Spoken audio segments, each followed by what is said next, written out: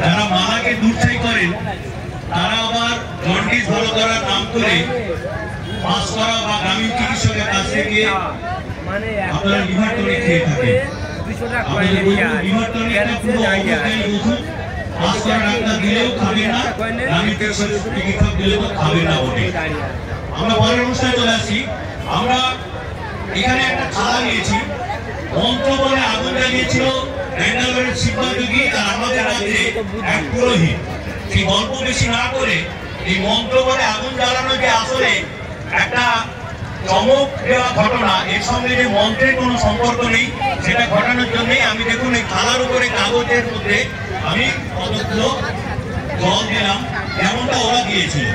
ওরা ঘি, মধু, গঙ্গা জল এসব দিতে দিতে একসময় আগুন জ্বলে গিয়েছিল এবং সেটাকেই ওরা বলছিল যে মন্ত্র বলে আগুন জ্বলে।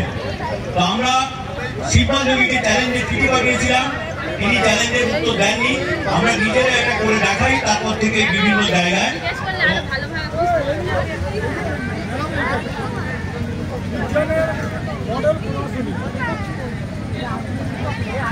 আপনারা দেখলেন আগুনটা জ্বললো জল ঢালার পরে।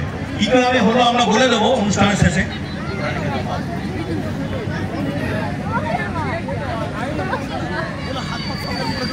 শিবযোগী যখন আগুন জ্বালাচ্ছিল, শিবযোগীর শিষ্যরা আগুন মাখছিল আর আগুন খাচ্ছিল। আমরা এখন সেটা করে দেখাচ্ছি, আর সময় থাকলে আপনাদেরকেও আগুন মাখাতাম, কিন্তু সে সময়টুকু নেই, তাই নিজেরাই মেখে দেখাচ্ছি। তবে এইগুলো আপনারা নিজেরা কেউ করতে যাবেন না। তারা বলছিল যে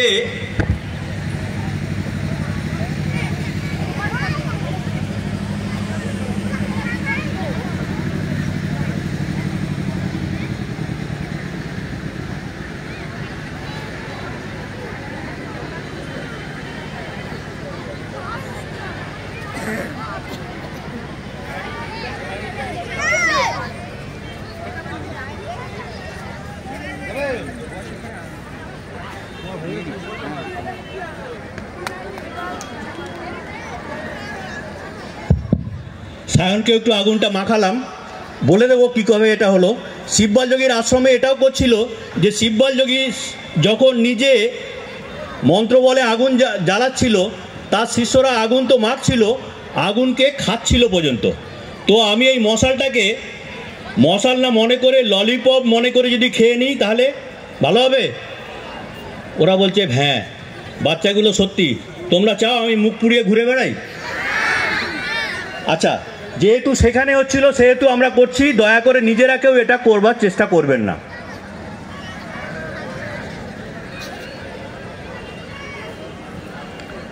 হাততালিটা কে দেবে তাহলে? শিবযোগীর আশ্রমে আর একটা জিনিস হচ্ছিল যেটা দেখিয়ে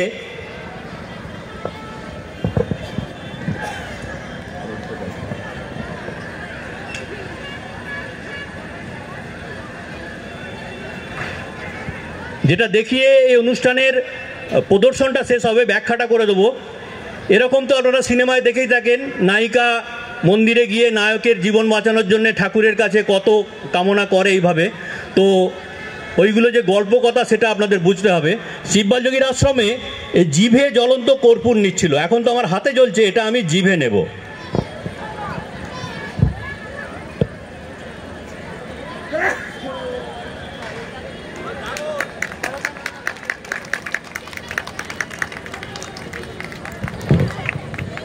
তো আমার কাছে মুখ ধোয়ারও সময় নেই।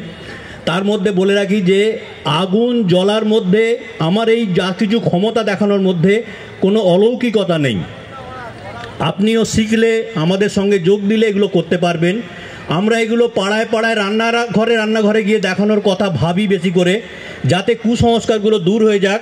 কারণ আমাদের দেশে মহিলারা কুসংস্কারের বেশি শিকার হন। শেষ থেকে শুরু করি। মুখের মধ্যে আগুন বা কর্পূরের টুকরো আমার মুখের কোনো ক্ষতি করতে পারেনি আমার মুখে লালা থাকার জন্যে। সুতরাং এতে চমক আছে, বিপদের কিছু নেই। আর গায়ে আগুন নিজে মেখেছি, সায়নকে মাখিয়েছি, উপর দিয়ে মশাল জ্বলে গেছে। সুতরাং এর মধ্যে দিয়ে আমার হাতের চামড়া পুড়ে যাওয়ার মতো পরিস্থিতি তৈরি হয়নি। আর আগুনটা জ্বললো কী করে, যেটা আমি জল ঢেলে জ্বালালাম। স্কুলের বইতেও হয়তো পেয়ে যাবেন, আজকাল এইরকম সিলেবাসেও আসছে। কাগজের মধ্যে আগে থেকে দেয়া ছিল পটাশিয়াম পারম্যাঙ্গানেট, লাল ওষুধ বলে দোকানে বিক্রি হয়, মাছের চাষ বা সবজি শোধন করতে লাগে, বীজ শোধন করতে। আর তার উপরে আমি জল বলে যেটা ঢেলেছি সেটা আসলে শীতকালে গায়ে মাখলে যেটা খুব উপকার হয়, গ্লিসারিন। তো এই দুটো জিনিসের মিশ্রণে ওখানে তাপ উৎপন্ন হয়েছে এবং আগুন জ্বলেছে। সুতরাং এর মধ্যে অলৌকিকতা